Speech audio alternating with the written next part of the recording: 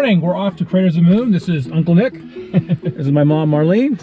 So we're off to go see this place, like I said, Craters of the Moon, and we're here at his lovely house, and we're ready to get going. It's a little after 7:30, so hopefully it won't be too blistering hot there, and we'll have a good day. So I will talk to you folks later.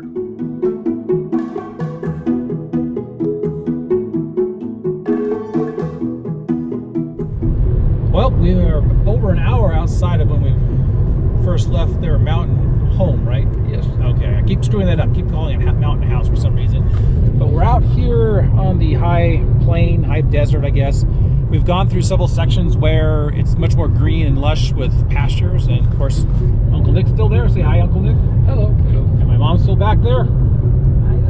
And then turn it back to me, and then gradually back around. But yeah, this road we've been on for the last probably half an hour or so, it's just been straight as an arrow. So it's just basically heading due east. And you can see way up there in the vantage point, it kind of shrinks and disappears to nothing. And if I turn around, maybe you can see the same thing behind me. So we're still headed out to our destination, but just give you another slice of what it looks like and what I'm seeing. Which it's starting to get very monotonous, but at least the company's not. So there you go. So we're coming to the little town of Cary here, as you can see. I'm driving, so I guess can't whip out the old GoPro and just take care of it. And the speed limit, oh, I'm speeding. See right there, it says 29. It's supposed to be 25. So let me just go ahead and take the foot. I think the car could idle faster than 25. But this is a little town that we're passing through here, and this is a slice of Idaho. And we're still here. We're still in one piece. We haven't killed each other yet. We're almost to the park, and we'll be there in probably half hour, 45 minutes. But probably less than that. So I'll talk to you later.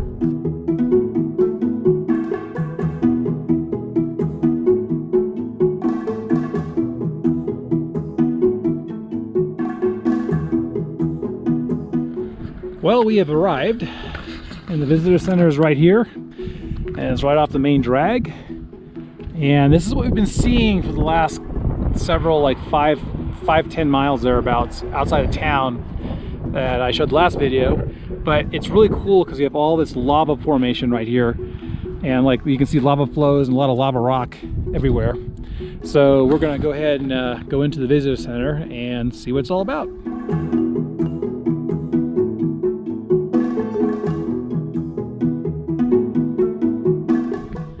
So we're at the first stop here. Is Devil's Orchard.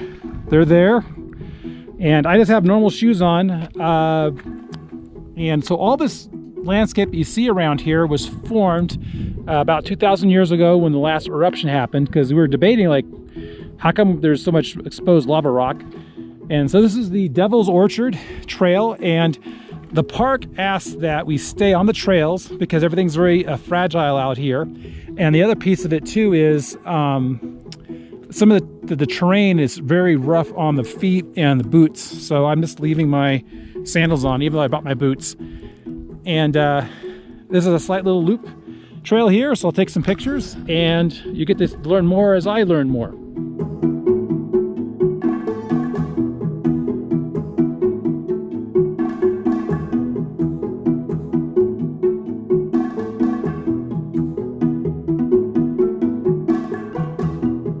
So I'm out here at the first loop, and one of the things to talk about in the visitor center and then on some of the placards is we need to stay on the trails here and not walk on the features.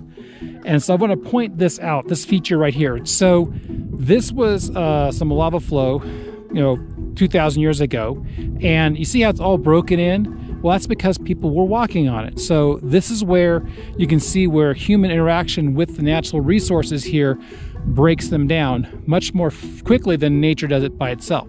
So once again, this gives you an idea of what it looks like, but also gives you an idea of what human interaction with it is like. So meaning if you had your kids and dogs and everything else running back and forth across this stuff, these features would all be just broken down into nothing in no time. So this is a little educational bit here, and mom's up there and uncle's way up there. So continue walking.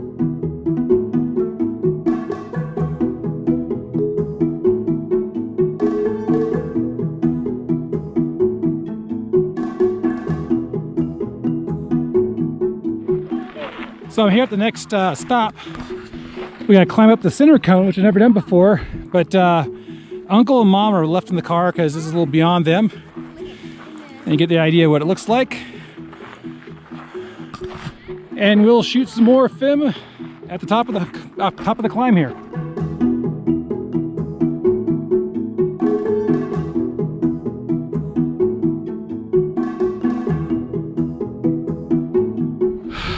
Whew.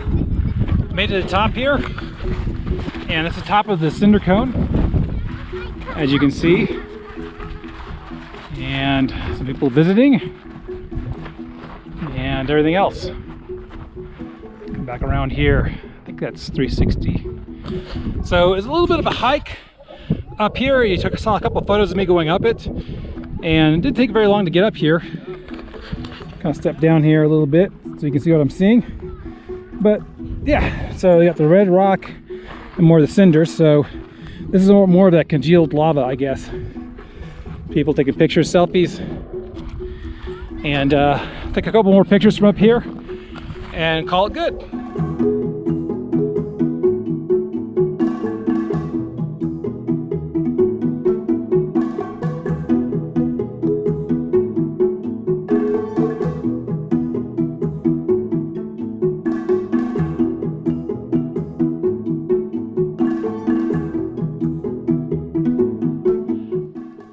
So this is apparently a splatter cone, and Mom hoofed it up the hill. It's a short climb, so, and but down here, I'll hold it over, is this cavern. So obviously the stuff was coming up this way towards us and out. So this is actually kind of cool with the lichen, and you can see it's on the shaded side there. And come back around here over the other tourist. And then this is what it kind of looks like, this kind of steep slope here. So I'm gonna go back and take another picture or two.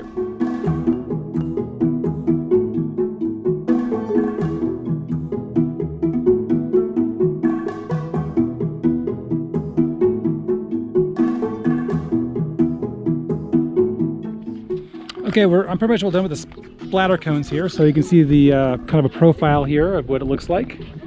The nice access ramp, so if you're in a wheelchair. And let me show you this right here. Tilt this forward a little bit. Go up over and over. I just see a blueprint. No. Back over here. And this gives you an idea. You can hit pause, but this gives you an idea what it used to look like. And over the years, people just coming here and walking around it, how it's just broken the cinder cones down, or the splatter cones. So that's the reason why they're trying to preserve the park's nature and resources for future generations. So here's what's interesting. I just love this landscape. You can see how you have these lava flows, and they call these splatter cones, but this is just so neat. Just the volcanic eruption 2,000 years ago, how it looks now. And who would guess you can come to Idaho and see this instead of flying all the way to Hawaii. But Hawaii, it's active some of the times. Here it's not. So really nice. So this is it. We're all done. We stopped by one other place. Let's go let you see the landscape instead of me yammering at you. But I stopped at one more place called Tree Molds. I wasn't going to walk the mile back because it's getting warm. It's almost 90 degrees right now. But this ends our visit here at Craters of the Moon. Once again, flagpole, restrooms. The gift shop right now I think is currently closed. And that is it for me. So this is actually a pretty worthwhile place to come out and visit.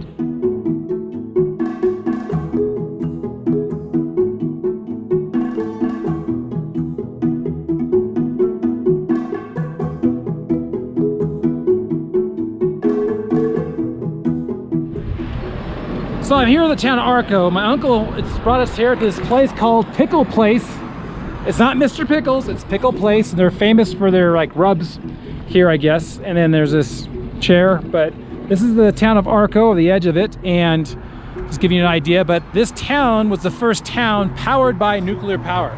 So I guess we get to go see something about that and then head back to Mountain Home afterwards. But this is the main drag coming through town. We came around through the corner there, and it's just a farming town. And oh look, I gotta go check that out. A sail to a nuclear powered ship. I don't think the ship's down below, but I'll go check that out in a few minutes.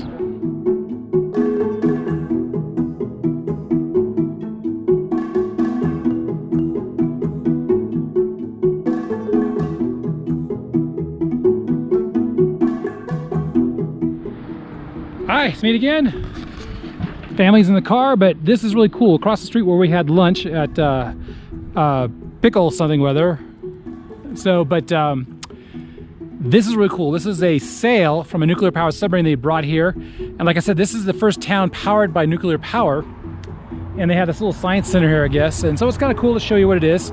So it has these couple memorials to these two World War II submarine here, S-227, which there's no name on it.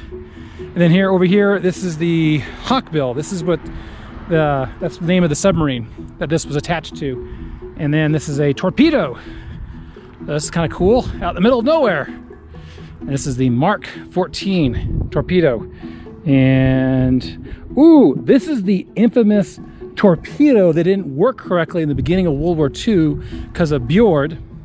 And basically they insisted it was working correctly, and it took some people in the Pacific to basically test the stuff out and say no, it's broken, and they figured out how to fix it.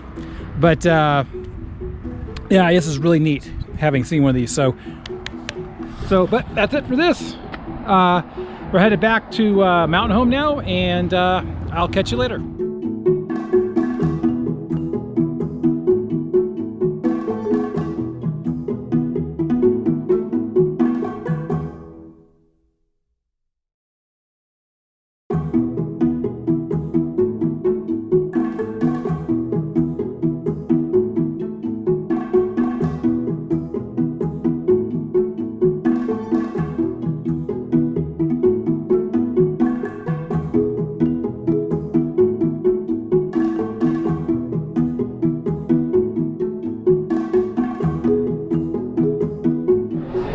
So this ends my day. I'm here at Blue Pit Brewing.